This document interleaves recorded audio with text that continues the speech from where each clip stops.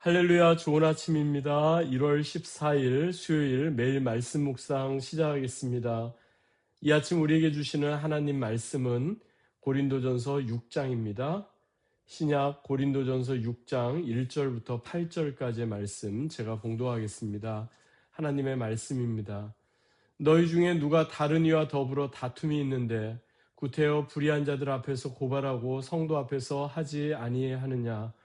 성도가 세상을 판단할 것을 너희가 알지 못하느냐.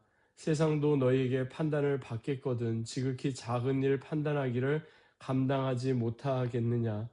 우리가 천사를 판단할 것을 너희가 알지 못하느냐. 그러하거든 하물며 세상 일이랴. 그런즉 너희가 세상 사건이 있을 때 교회에서 경히 여김을 받는 자들을 세우느냐.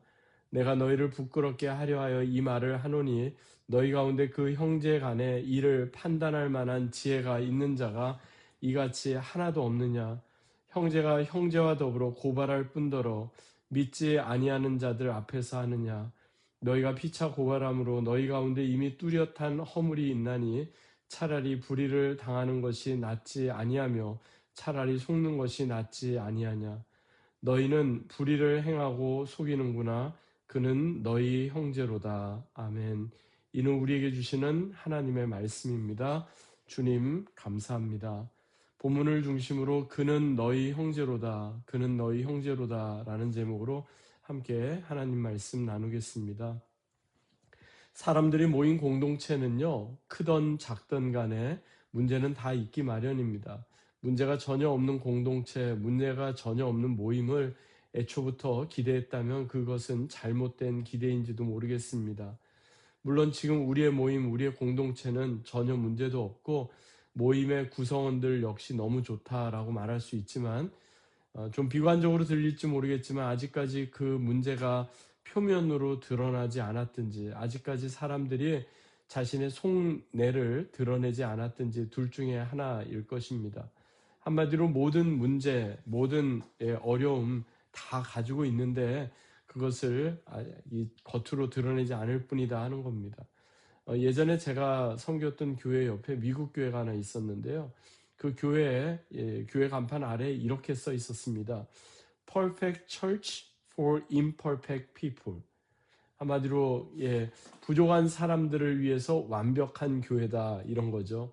문제 없는 교회가 없는 것처럼요.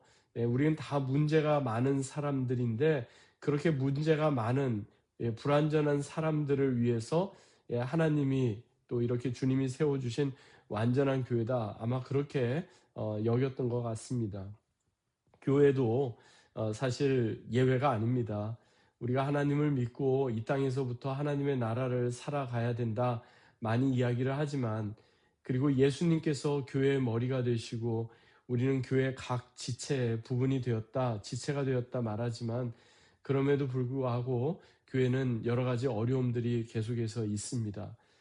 문제가 없어서 그 교회가 완벽한 것이 아니라 문제가 있음에도 불구하고 그 문제를 어떻게 잘 해결하고 그 문제를 어떻게 잘 풀어가느냐 여기에 모든 것이 중요한 부분이 달려있다 이렇게 우리가 생각해 볼 수가 있겠습니다. 우리가 계속해서 살펴보고 있는 고린도전서 특별히 5장까지는 어떤 성적인 그런 문제에 대해서 다루고 있다면 6장에서는 특별히 갈등이 더 고조가 되어서 그 갈등이 서로 고발과 어떤 법적인 소송으로 이어지는 그 내용을 다루고 있습니다. 실제로 고린도 교회를 처음 개척하고 그 사역을 시작했던 사람이 바로 사도 바울이기 때문에 사도 바울이 지금 고린도 교회 안에서 서로 법적인 그런 소송이 이렇게 난무하고 서로 고소 고발이 난무하다는 이 얘기를 듣고 그의 마음이 참으로 많이 아팠을 것 같습니다. 교회 내의 분열 그리고 그 교회 내의 분열과 어떤 갈등을 성경적인 방법으로 풀어내지 못하는 고린도 교회 성도들의 그 미성숙한 모습을 보면서 사도 바울이 오늘 본문에서 우리에게 전해주는 교훈은 한마디로 손해를 보라 하는 겁니다.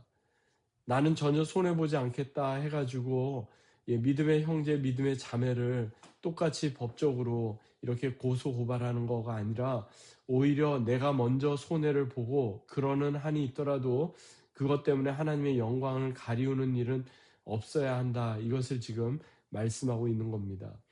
한마디로 갈등이 있고 문제가 있고 어려움이 있을 때 그 문제, 그 갈등, 그 어려움을 해결하는 방법이 교회 안에서의 방법이 교회 밖에서의 방법과는 좀 달라야 한다. 우리 그리스도인들의 문제 해결 방법은 세상 사람들의 문제 해결 방식과는 달라야 한다. 신앙의 공동체인 교회는 세상과는 무엇인가 달라야 한다. 그것을 지금 말씀해 주고 있는 겁니다. 그렇다면 왜 하필 소송이나 어떤 그 갈등 국면에서 이렇게 사도 바울이 차라리 손해를 볼지언정 내 형제나 내 자매를 고소 고발하는 그런 일들 있어서는 안 된다 이렇게 말씀한 것일까요? 이것은 그 당시 상황을 우리가 좀 알면 더 도움이 되는데요. 1세기 로마의 법 그리고 재판을 연구한 그 연구에 따르면 당시 로마 문화 가운데 가장 큰 영향을 주었던 그 철학의 사조가 에피쿠로스라는 철학의 사조인데 로마 사람들은 이 에피쿠로스의 영향을 받아서 행복을 추구하고 쾌락을 추구하는 것이 그들 삶의 가장 큰 목적이었다고 합니다. 그러니까 어떤 법 집행이나 재판 역시도 정의를 구현하고 그 가운데 사회 질서와 법 질서를 바로 세우는 그런 목적이기보다는 인간의 행복과 쾌락을 위한 도구처럼 인식되었다는 거죠. 마치 연극 공연을 하는 것처럼 수많은 사람들이 지금 재판이 일어난다, 재판이 벌어졌다 그러면은 한꺼번에 원형극장에 모이기도 하고요. 때로는 큰 거리에 모이기도 합니다. 그러면서 그곳에서 재판이 진행됐는데 재판에 나온 사람들도 마치 연극의 배우들처럼 자신들의 문제를 해결하기 위해서 자신들의 말을 대신해 줄 변호인들을 세우고요. 서로의 입장 차이를 어떻게 하든지 더 이렇게 좋은 화법을 가지고 진술을 하는 것, 그것을 중요하게 여겼다는 겁니다. 그래서 한마디로 보면요, 오늘날의 어떤 엔터테인먼트, 오늘날의 어떤 그 법정의 그러한 이야기를 다루는 쇼처럼 그렇게 생각이 되었던 거죠.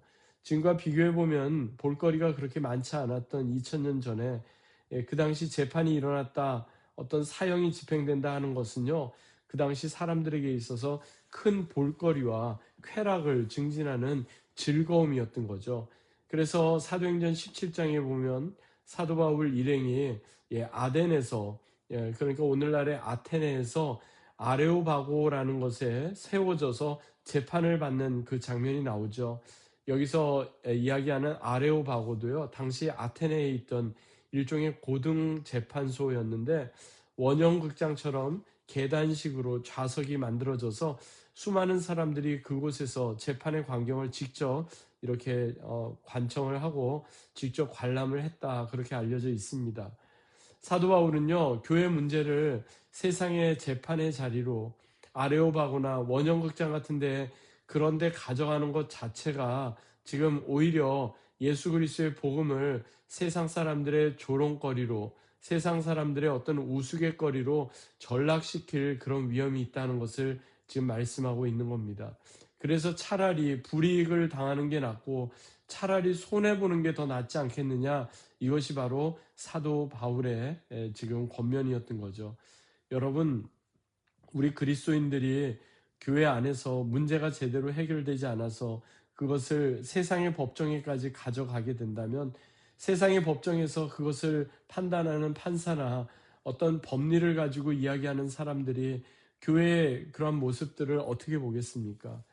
겉으로 표현만 안 할 뿐이지 교회가 세상보다 더하구나 그러면서 손가락질하고 조롱을 받는 그런 처지에 내몰리지 않겠습니까? 우리는 이미 복음을 통해서 우리는 이미 예수 그리스도의 삶을 통해서 무엇이 정답인지를 알고 있는 자들입니다. 오히려 우리는 손해보고 오히려 우리는 작아지고 오히려 우리는 낮아지고 오히려 우리는 예수님처럼 끝까지 우리 자신을 드러내지 않는 것, 그것이 진정 성도의 모습임을 우리는 분명히 알고 있습니다. 오히려 그렇게 될 때 복음의 능력이 더 드러나게 되는 거죠. 고린도 교회가 처해 있던 과거 1세기나 오늘날 우리가 속해 있는 21세기나 사실 그렇게 큰 차이가 있지 않는 것 같습니다. 우리가 밝히 분별하고 영적인 분별력을 가지고 밝히 해야 되는 것은 무엇일까요? 다름 아니라 나만 옳고 내 주장만을 앞세우려고 하는 어떤 자의식, 자기의가 아니라 오히려 당장에는 내가 손해를 보는 것 같고 불이익을 당하는 것 같더라도 그것이 하나님의 방법이고 그것이 복음에서 우리에게 주는 것이라면 우리는 그것을 기꺼이 이렇게 감당하는 부분이 아닌가 생각을 합니다. 그것을 우리는 예수님께서 전하신 산상수훈의 말씀에서도 발견하게 되는데요. 마태복음 5장에 보면 예수님께서 어떻게 말씀하십니까? 누군가가 오른뺨을 치면 왼뺨마저 돌려대고 어떤 사람이 속옷을 가지고자 한다면 겉옷까지 내어주고 억지로 오리를 가고자 하는 사람에게 심리까지 동행해주고 구하는 자에게 그것을 거절하지 말고 꾸고자 하는 자에게 거절하지 말아라. 이것이 바로 하나님의 방법이고 이것이 바로 우리 그리스도인들이 취해야 할 방법이다. 예수님 그렇게 말씀하셨죠. 여러분, 불의에 앞서서 정의를 외치는 것만큼이나 우리 스스로 불이익을 감수하고 스스로 손해를 감수하더라도 우리가 그것을 예수님의 복음 때문에 하나님 나라의 진리 때문에 그것을 우리가 감내하게 된다면 하나님께서는 손해보는 것 같은 그 상황 속에서도 오히려 우리 가운데 역사하시고 오히려 우리를 통해서 하나님의 선하심과 하나님의 은혜를 드러내시리라고 믿습니다.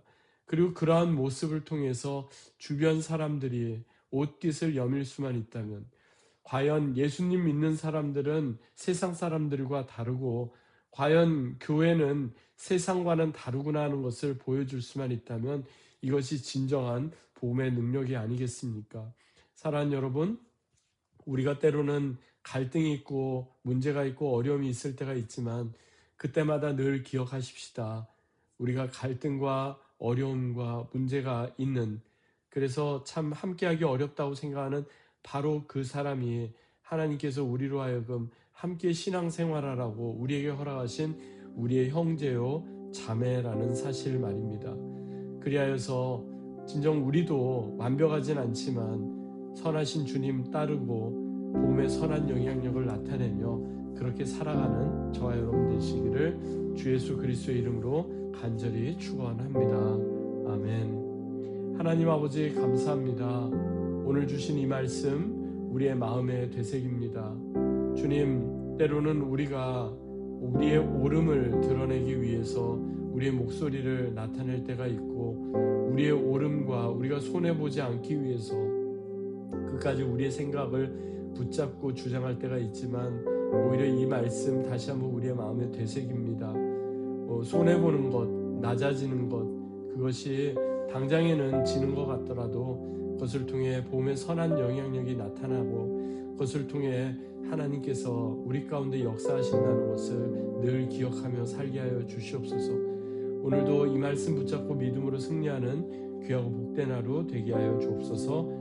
감사드리며 존귀하신 주 예수 그리스도의 이름으로 간절히 기도하옵나이다. 아멘.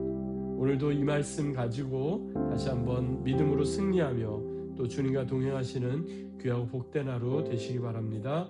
주님의 이름으로 축복합니다.